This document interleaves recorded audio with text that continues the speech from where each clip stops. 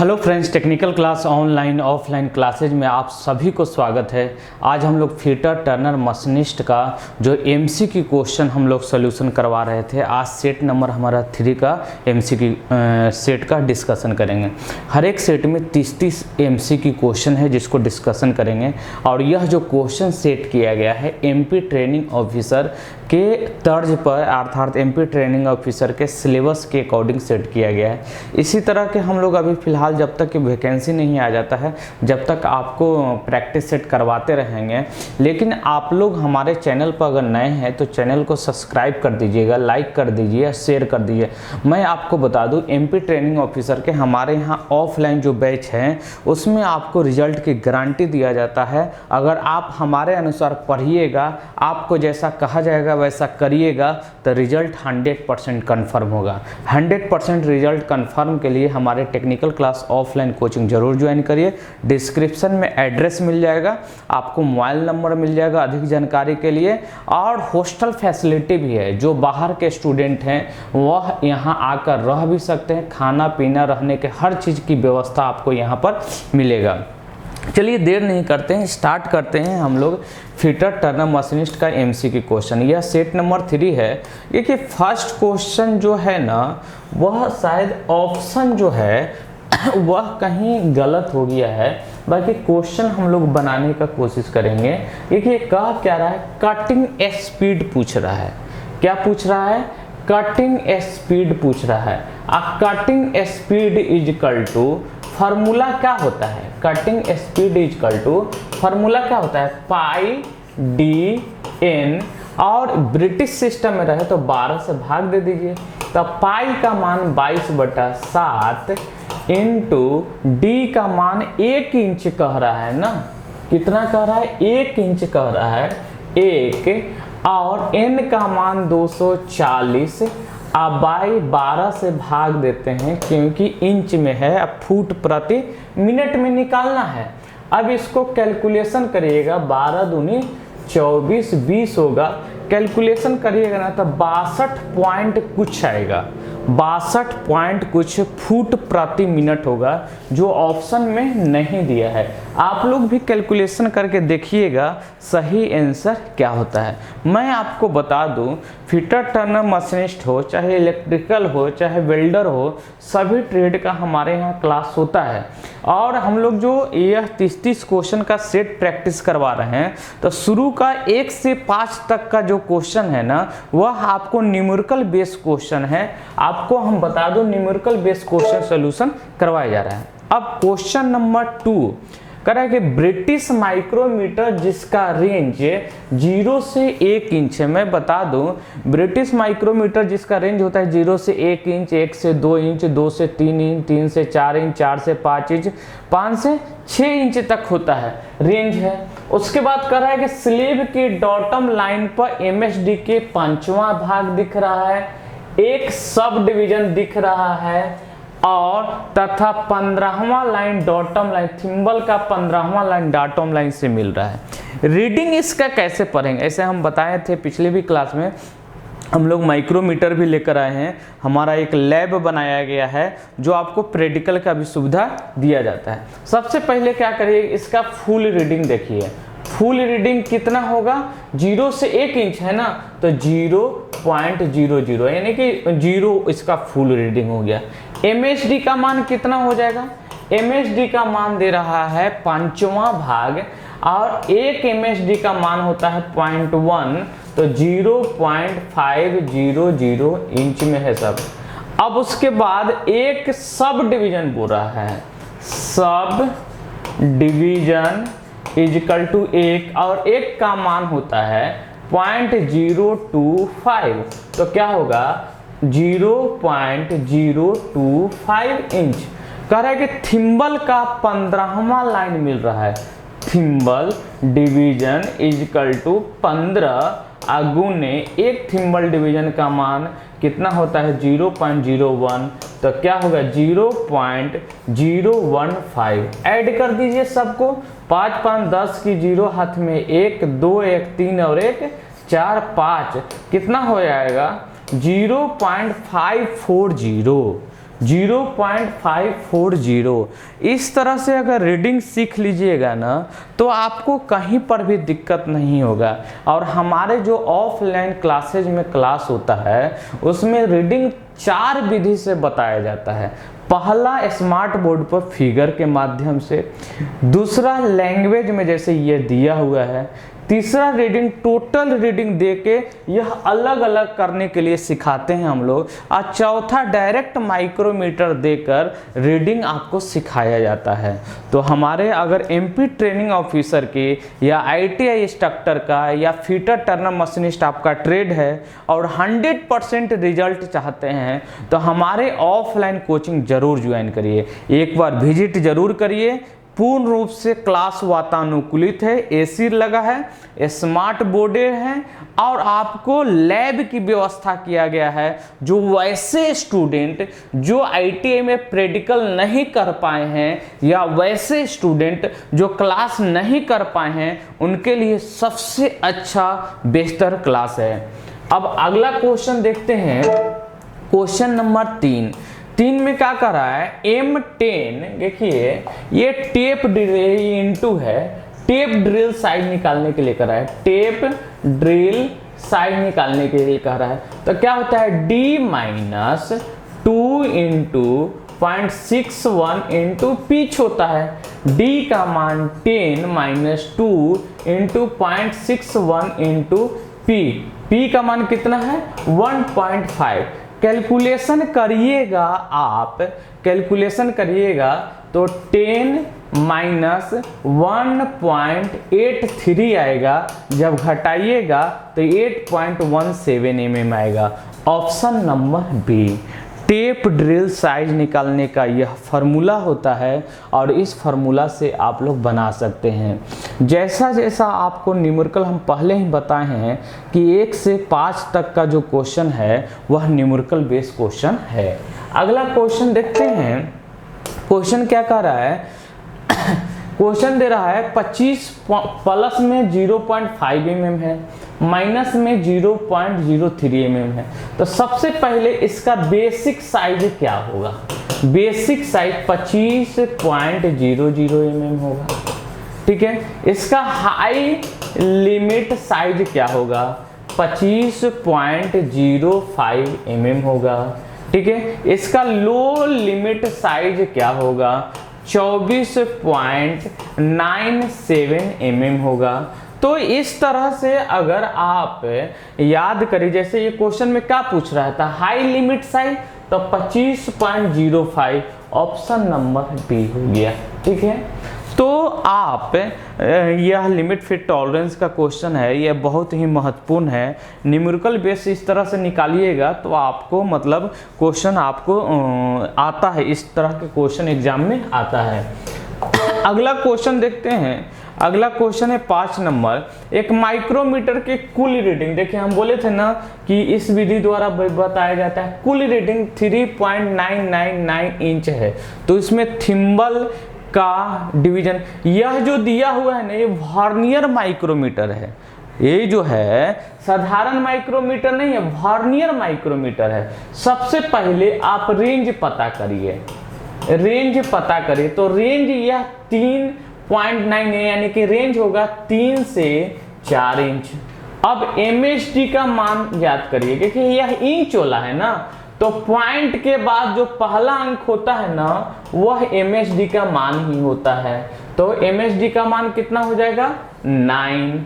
उसके बाद यह 2 पॉइंट देखिए, बात को समझिएगा, 2 पॉइंट देखिए, अगर इसका मान 0 से लेकर 24 तक होए तो सब डिवीजन 1, अगर 25 से लेकर 49 तक है तो सॉरी इसमें 0 होगा, इसमें है तो 1 होगा, और 50 से लेकर 74 तक है तो 2, और 75 से लेकर 99 तक है तो सब डिवीजन 3।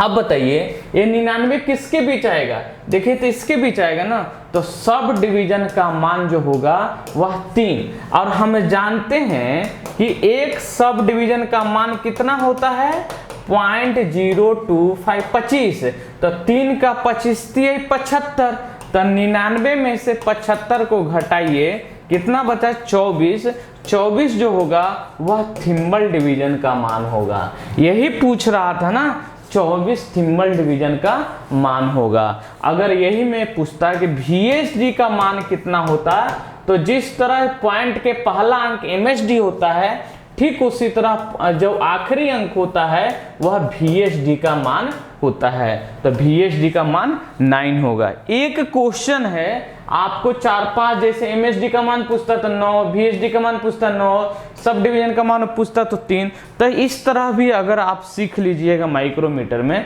तो कभी भूल नहीं पाइएगा। अगला क्वेश्चन देखते हैं। क्वेश्चन क्या है, मशीनों के प्रतिदिन की जाने वाली मेंटेनेंस। देखिए रूटीन मेंटेनेंस तो यह डेली किया जाता है, रूटीन मेंटेनेंस यह जो है यह डेली किया, प्रतिदिन किया जाता है, प्रतिदिन किया जाता है। ब्रेक डाउन मेंटेनेंस अचानक मशीन जब खराब हो जाता है तब किया जाता है। अब प्रिवेंटिव मेंटेनेंस जो पहले से तय कार्यक्रम के अनुसार से किया जाता है कि हर एक 3 महीना पर मेंटेनेंस होगा, हर एक 6 महीना पर मेंटेनेंस होगा, यानी कि पहले से तय कार्यक्रम के अनुसार। तो ये प्रतिदिन पूछ रहा है ना, तो ये रूटीन मेंटेनेंस के अंतर्गत आएगा। फिर से मैं बता रहा हूं, प्रतिदिन की जाने वाली देखभाल रूटीन मेंटेनेंस, पहले से तय कार्यक्रम के अनुसार की जाने वाली मेंटेनेंस प्रिवेंटिव मेंटेनेंस, और अचानक मशीन खराब हो जाता है तब उसे ब्रेक डाउन मेंटेनेंस के नाम से जानते हैं। नेक्स्ट क्वेश्चन देखते हैं। क्वेश्चन क्या कह रहा है, गैल्वेनाइजिंग में जिंक के बाथ का तापमान क्या होता है। सबसे पहले जानिए कि गैल्वेनाइजिंग है क्या। लोहा पर जस्ता का परत चढ़ाना गैल्वेनाइजिंग कहलाता है। ये क्रिया क्या है तो मैं बता दूं, एक फीटर में एंटी क्रोसिव ट्रीटमेंट चैप्टर होता है, एक फीटर में एंटी क्रोसिव ट्रीटमेंट चैप्टर होता है। और वह चैप्टर क्या है, एक मिनट रुक जाइए।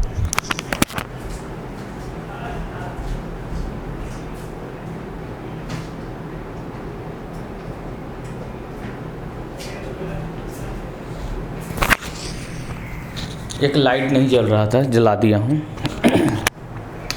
फीटर में एक चैप्टर होता है anti corrosive treatment. Anti corrosive treatment होता क्या है, कोई भी धातु को बाहरी वातावरण से बचाने के लिए, यानी कि सुरक्षा प्रदान करने के लिए उस पर एक लेप लगाया जाता है, उस क्रिया को एंटी क्रोसिव ट्रीटमेंट कहते हैं।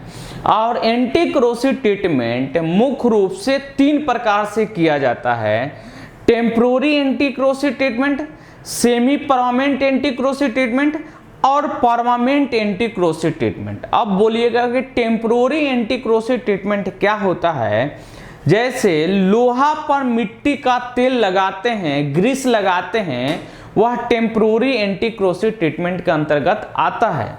लोहा पर जस्ता का परत चढ़ाना यह semi permanent anti corrosive treatment के अंतर्गत आता है।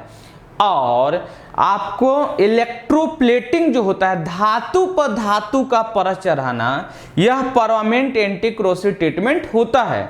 ये कह रहे हैं कि गैल्वेनाइजिंग, तो एक गैल्वेनाइजिंग में एक बात होता है जिसमें जिंक का घोल होता है, जिंक का घोल होता है, और उस घोल का जो टेम्परेचर होता है 450 से 465 डिग्री सेल्सियस होता है। इसमें लोहा को डुबो दिया जाता है और गैल्वेनाइजिंग हो जाता है। ठीक है, आगे बढ़ते हैं। अगला क्वेश्चन, यानी कि बी ऑप्शन था 450 से 465। अगला क्वेश्चन, नॉन फेरस मेटल की होनिंग करने के लिए सबसे पहले जानिए कि होनिंग है क्या। होनिंग एक प्रकार का सरफेस फिनिशिंग का विधि है। होनिंग क्या है, सरफेस फिनिशिंग का एक विधि है। अब बोलिएगा कि होनिंग किस पार्ट पर, लेपिंग का भी नाम सुने हैं, लेपिंग भी एक प्रकार का सरफेस फिनिशिंग विधि है। लेपिंग के बारे में कहा जाता है, भैया क्लास छूट के कॉल करता हूं।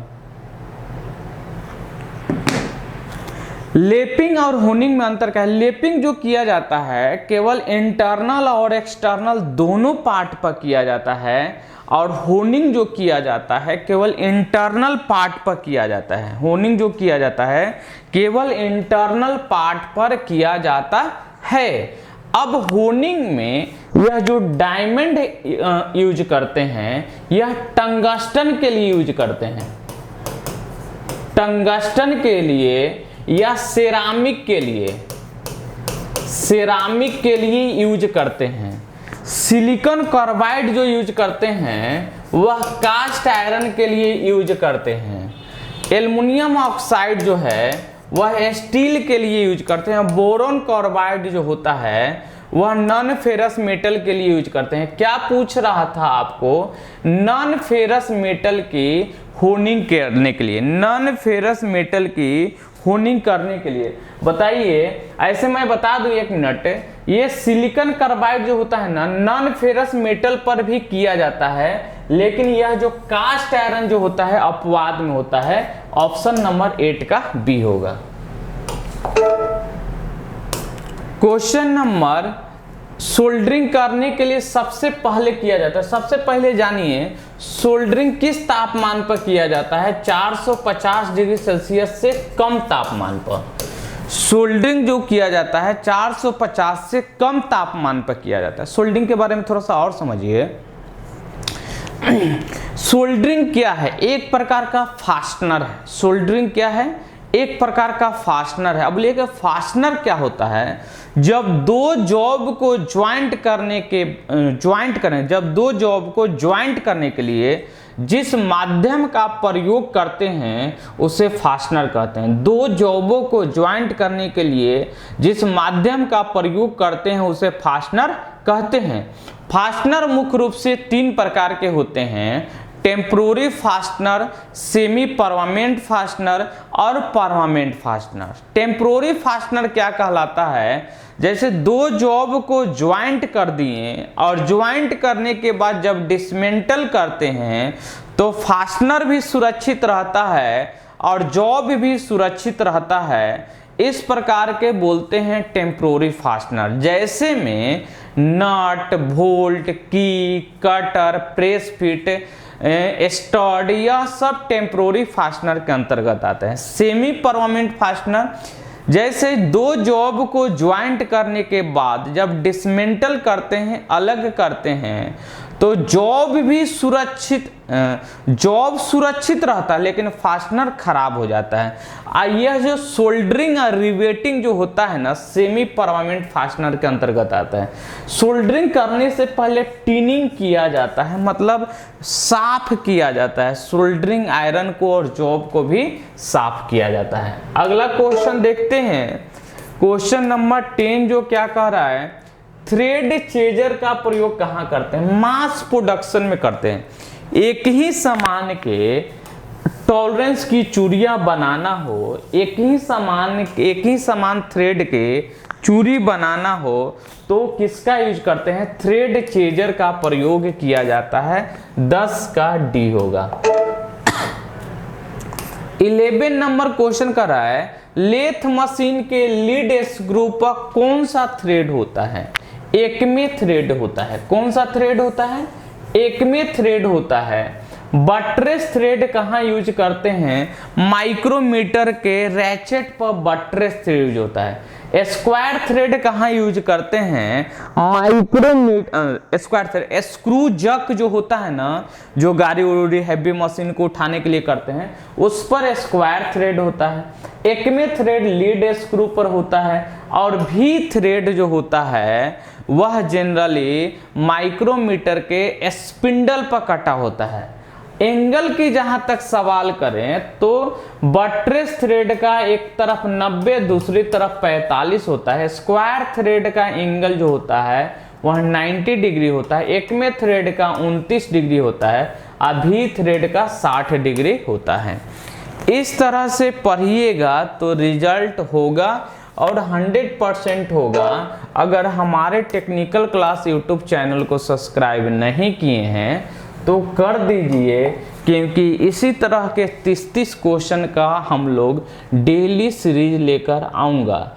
अगर आप लोग चाहते हैं कि यह टेस्ट सीरीज लाइव मैं पढ़ाऊं तो कमेंट बॉक्स में ज़रूर रिप्लाई करिएगा कि हाँ सर यह सीरीज लाइव करवाइए। चलिए देर नहीं करते हैं, अगला क्वेश्चन है स्टील में टेम्परिंग।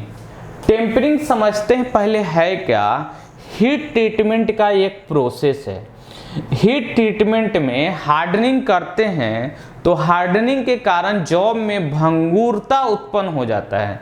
भंगुरता के गुण को कम करने के लिए, हार्डनेस गुण बरकरार रहे उसके लिए टेम्परिंग करते हैं। अर्थात टेम्परिंग करने से मुख्य रूप से क्या होता है, टफनेस का मान बढ़ता है। क्या होता है, टफनेस का मान बढ़ता है। और मैं विशेष बता दूं, टेम्परिंग जो करते हैं वह लो क्रिटिकल पॉइंट पर करते हैं। किस पर, लो क्रिटिकल पॉइंट से कम तापमान पर करते हैं। और जितनी क्रियाएं होती हैं वह आपको अपर क्रिटिकल से अधिक करते हैं। चाहे हार्डनिंग हो गया, चाहे केस हार्डनिंग हो गया, चाहे नॉर्मलाइजिंग हो गया। अभी क्लास ली थी, बाद में कॉल करिए।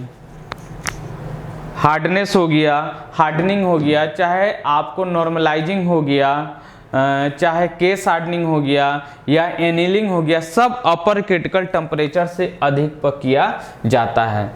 यानी कि इसका आंसर क्या होगा, टफनेस का मान बढ़ाने के लिए किया जाता है। अगला क्वेश्चन है 13 नंबर, निम्न में से किस फर्नेस का तापमान सबसे अधिक होता है। किस फर्नेस है, जो कि ब्लास्ट फर्नेस का तो 1000 से 1700 डिग्री सेल्सियस होता है। क्यूपोला फर्नेस का 1260 से 1340 डिग्री सेल्सियस होता है। पुडलिंग फर्नेस का 1700 से कितना 2200 डिग्री सेल्सियस होता है। और मफल फर्नेस का 800 से 1700 डिग्री सेल्सियस होता है। अब बताइए किसका टेम्परेचर सबसे अधिक हुआ, 1700 से 2200 अर्थात पुडलिंग फर्नेस का। ठीक है। ब्लास्ट फर्नेस के द्वारा क्या उत्पादन करते हैं, पिग आयरन का निर्माण करते हैं। किसका, पिग आयरन का निर्माण करते हैं। क्यूपोला फर्नेस के द्वारा कास्ट आयरन का निर्माण करते हैं। ठीक है। और पुडलिंग फर्नेस के द्वारा रॉट आयरन का निर्माण करते हैं। और मफल फर्नेस के द्वारा जिंक का उत्पादन करते हैं।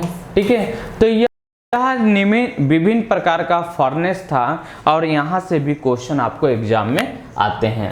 नेक्स्ट क्वेश्चन देखते हैं। अगला क्वेश्चन क्या है, 14 नंबर, ड्रिल के आरपीएम को ज्ञात करो। ये ड्रिल के आरपीएम को ज्ञात करो जहां कटिंग स्पीड दे दिया गया है। Cutting speed is equal to आपको पाई डी एन बाई क्या होता है, इंच में है तो 12 होगा। कटिंग स्पीड का मान दे दिया है 90, पाई का मान 22/7, डी का मान 1/2, एन का मान आपको निकालना है। ठीक है। अब बाई 12 सबको उस तरफ लेके चले जाओगे तो क्या होगा, 90 × 7 × 2 × 12 और नीचे क्या होगा 22 = n। कैलकुलेशन करके निकालिएगा, 2 से काटिएगा 11 तो क्या होगा 687.25 आएगा। ऑप्शन नंबर सी होगा। ठीक है। कैलकुलेशन करके आप लोग निकाल सकते हैं। नेक्स्ट क्वेश्चन अगला 15 नंबर, आग की श्रेणी की कौन सी है जिसमें ईंधन गैस द्रवीकृत होता है। क्लास ए कार्बोनेशियम फायर होता है। लकड़ी की आग अर्थात ठोस पदार्थ जैसे लकड़ी, कोयला, इसको बुझाने के लिए सोडा एक्सटिंग्विशर का यूज करते हैं। क्लास बी जो होता है वह द्रव पदार्थ में होता है। कौन सा, द्रव पदार्थ में, जैसे पेट्रोलियम पदार्थ। क्लास सी जो होता है वह गैस होता है, इसको ड्राई पाउडर द्वारा बुझाया जाता है।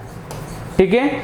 और डी जो होता है इलेक्ट्रिक आग होता है, इलेक्ट्रिक फायर होता है, जिसको CTC के द्वारा बुझाया जाता है। क्लास ए कार्बोनेशियम फायर, बुझाने के लिए आपको soda acid extinguisher. Class B liquid पदार्थ में, पेट्रोलियम पदार्थ में, द्रव पदार्थ में लगे आग को, इसको बुझाने के लिए foam fire extinguisher. Class C gas में लगे आग को, इसको बुझाने के लिए dry powder. Class D electric fire, इसको बुझाने के लिए CTC का यूज करते हैं। चारों हमने आपको बता दिया। अगला क्वेश्चन देखिएगा, कह रहा है कि ट्रेमर का प्रयोग कहाँ करते हैं। ट्रेमर डिवाइडर सुने होंगे, डिवाइडर छोटा वृत्त बनाने के लिए यूज करते हैं और ट्रेमर का यूज बड़ा वृत्त को बनाने के लिए, अर्थात वृत्त को चिन्हित करने के लिए करते हैं। ऑप्शन नंबर डी होगा। अगला क्वेश्चन देखते हैं, एल्युमिनियम की छेनी की चिपिंग करने के लिए हम बता दें मटेरियल अलग अलग होता है, उसके आधार पर चिपिंग एंगल जो होता है अलग अलग हो जाता है। जैसे 55-30 डिग्री है, यह एल्युमिनियम के लिए है। 55 डिग्री जो है वह माइल्ड स्टील के लिए है। किसके लिए? माइल्ड स्टील के लिए। 60 डिग्री जो है वह कास्ट आयरन के लिए होता है, और यह 65 डिग्री जो होता है वह हाई कार्बन स्टील के लिए होता है। यह अलग अलग मटेरियल के लिए अलग अलग पॉइंट एंगल, 30 डिग्री एल्युमिनियम के लिए, 55 डिग्री माइल्ड स्टील के लिए, 60 डिग्री कास्ट आयरन के लिए और 65 डिग्री हाई कार्बन स्टील के लिए। चिपिंग जब करते हैं ना, तो चिपिंग मटेरियल के आधार पर एंगल अलग अलग होता है, अर्थात हार्ड मटेरियल के लिए चिपिंग एंगल अधिक और सॉफ्ट मटेरियल के लिए चिपिंग एंगल कम होता है। अगला क्वेश्चन देखते हैं क्या कह रहा है, दो मीटिंग पार्टों को बीच के क्लियरेंस चेक करने के लिए फीलर गेज का, यह ALP में बहुत बार क्वेश्चन पूछा गया है। दो मीटिंग जब बात होगा, स्लाइडिंग पार्ट होगा, उसके बीच के क्लियरेंस अर्थात गैप चेक करने के लिए फीलर गेज का यूज जनरली करते हैं। यह ड्राइवर में बहुत बार क्वेश्चन पूछ चुका है। अगला क्वेश्चन देखते हैं, निम्नलिखित में से कौन एक प्लग गेज का उपयोग करते हैं। देखिए प्लग गेज जो होता है, प्लग गेज का काम क्या है, प्लग गेज का होल के छेद के आकार के जांच करने के लिए किया जाता है। 19 का ये प्लग गेज में, वैसा प्लग गेज जिसमें गो सिरा नोट गो सिरा एक ही साइड पे होता है उसे प्रोग्रेसिव प्लग गेज कहते हैं। अब बाकी जब गेज पढ़िएगा तो वहां पर बताया जाएगा। गेज का प्रयोग जनरली मास प्रोडक्शन में यूज किया जाता है। टेलीस्कोप गेज, ये भी एक प्रकार का गेज है। यह DMRC में बहुत बार क्वेश्चन पूछा गया है। यह DMRC में पूछा गया 12.7 से 152.4 mm तक के रेंज को टेलीस्कोप गेज के द्वारा मापा जाता है। यह जनरली 5 सेट में आता है। कितने सेट में? 5 सेट में आता है। और इसका साइज जो सेट करते हैं वर्नियर कैलिपर और माइक्रोमीटर के द्वारा सेट किया जाता है। ठीक है। और होल गेज जो होता है इससे छोटे साइज को मापता है, अर्थात 3.2 से 12.7 mm तक के साइज को मापा जाता है। किसके द्वारा? होल गेज के द्वारा। अगला क्वेश्चन देखिए, सेफ माइक्रोमीटर किसे कहते हैं? जिस माइक्रोमीटर में रैचेट काम करता है उसे सेफ माइक्रोमीटर, और जिस माइक्रोमीटर में रैचेट काम नहीं करता है उसे अनसेफ माइक्रोमीटर के नाम से जानते हैं। जिसमें माइक्रोमीटर काम करता है उसे सेफ माइक्रोमीटर, जिसमें नहीं काम करता है उसे अनसेफ माइक्रोमीटर के नाम से जानते हैं। अब हमें रैचेट सेफ माइक्रोमीटर जो प्रयोग न किया जाए, जिसमें रैचेट स्टॉप लगी हो और वह कार्य करता हो, क्या होगा? B option. ठीक है। अगला क्वेश्चन देखिए 22, माइक्रोमीटर का वह घूमने वाला हिस्सा जिस पर 25 भाग और 50 निशान लिखे, यह जो 25 लगे होते हैं वह ब्रिटिश सिस्टम में लगे होते हैं। ब्रिटिश सिस्टम में लगे होते हैं। मीट्रिक में जो होते हैं वह मीट्रिक में जो होते हैं वह 50 होते हैं। माइक्रोमीटर देखे होंगे तो माइक्रोमीटर के मीट्रिक सिस्टम में थिम्बल पर 50 डिवीजन। अब ब्रिटिश सिस्टम में थिम्बल पर जो डिवीजन होते हैं वह 25 होते हैं, वह थिम्बल डिवीजन होता है। क्या होता है? Thimble division. ठीक है, अगला क्वेश्चन देखते हैं। क्वेश्चन क्या कह रहा है? कह रहा है कि वर्नियल बेवल प्रोटेक्टर का प्रयोग कहाँ करते हैं? वर्नियल बेवल प्रोटेक्टर का मान कोण मापने के लिए करते हैं, और इसका लिस्ट काउंट 5 मिनट होता है, और यह 23 MSD 12 VSD के बराबर होता है। ठीक है, 1 MSD का मान इसमें कितना होता है? 1 डिग्री होता है, और 1 VSD का मान 1 डिग्री 55 मिनट होता है। यह सब जो भी हम क्वेश्चन बोले हैं वह सब VBI है, सब एग्जाम में पूछा जाता है। आप प्रैक्टिस करते रहिए, आप खुद सोचिए, हमारे साथ आप डेली 30-30 क्वेश्चन का प्रैक्टिस करिएगा मिसलेनियस, तो तैयारी आपको होगा। और देखिए, मिसलेनियस टेस्ट डिस्कशन करना ही चाहिए, ऐसे हो सके पॉसिबल हो तो टेस्ट सीरीज डेली मारना चाहिए। आप जब तक टेस्ट सीरीज नहीं मारिएगा, कितना भी पढ़ लीजिए, आपका कंफ्यूजन दूर नहीं होगा। और जब तक एग्जाम में कंफ्यूजन दूर नहीं होगा तब तक रिजल्ट कंफर्म नहीं होगा। अगला है डायल टेस्ट इंडिकेटर किस सिद्धांत पर काम करता है? रेक और पिनियन के सिद्धांत पर काम करता है। और डायल टेस्ट इंडिकेटर में जीरो सेटिंग जो करते हैं वह बेजल के द्वारा करते हैं। किसके द्वारा करते हैं? बेजल के द्वारा। कभी जीरो इधर उधर हो जाता है तो बेजल को घुमाकर जीरो सेटिंग किया जाता है। अगला क्वेश्चन देखिए 25। ऑक्सीजन सिलेंडर का जो रंग होता है वह काला होता है। ऑक्सीजन सिलेंडर की गैस की भंडारण क्षमता 7 मीटर क्यूब होता है। ऑक्सीजन सिलेंडर की आपको जो प्रेशर होता है 115 केजी से पर सेंटीमीटर स्क्वायर से 120 केजी पर सेंटीमीटर स्क्वायर होता है। ऑक्सीजन सिलेंडर, ऑक्सीजन का काम क्या है? ईंधन को जलाने में सहायक होता है, अर्थात कटिंग करते समय ऑक्सीजन का ही प्रयोग किया जाता है। अगला क्वेश्चन देखते हैं। क्वेश्चन है पेनिट्रेशन की कमी किसके कारण होता है? कम करंट होगा ना तब पेनिट्रेशन होगा। करंट के कमी के कारण पेनिट्रेशन होता है। कब पेनिट्रेशन? जैसे देखिए, यह जॉब है और यह कम, जैसे ज्वाइंट यहाँ पूरा होना चाहिए तो यह इतना ही भाग तक ज्वाइंट होता है, तो यह कम पेनिट्रेशन कहलाता है। अगला क्वेश्चन देखिए, प्रतिरोध वेल्डिंग, रेजिस्टेंस वेल्डिंग समझिए, मैं फिर से बता दूं। वेल्डिंग एक प्रकार का फास्टनर है। अब वेल्डिंग मुख्य रूप से 3 प्रकार के होते हैं। वेल्डिंग मुख्य रूप से 3 प्रकार के होते हैं। एक वेल्डिंग आपको chemical welding, resistance chemical welding, electrical welding, mechanical welding. Mechanical welding का कोई टाइप नहीं होता। इलेक्ट्रिकल वेल्डिंग 3 प्रकार के होते हैं, रेजिस्टेंस वेल्डिंग, आर्क वेल्डिंग और इंडक्शन वेल्डिंग। रेजिस्टेंस वेल्डिंग का प्रयोग पतली शीट को वेल्डिंग करने के लिए किया जाता है। रेजिस्टेंस वेल्डिंग का प्रयोग पतली शीट को वेल्डिंग करने के लिए किया जाता है, अर्थात रेजिस्टेंस वेल्डिंग ये जो सब प्रकार है, लेकिन यह दाब वेल्डिंग जो है ना, यह रेजिस्टेंस वेल्डिंग का प्रकार टाइप से नहीं है। पतली सीट आपको 4 व्हीलर या ट्रेन के डिब्बा को वेल्डिंग करने के लिए आपको रेजिस्टेंस वेल्डिंग का यूज जनरली किया जाता है। फोर्जिंग के लिए देखिए, निम्न carbon steel, low carbon steel का फोर्जिंग तापमान 1300 डिग्री सेल्सियस है। कितना है?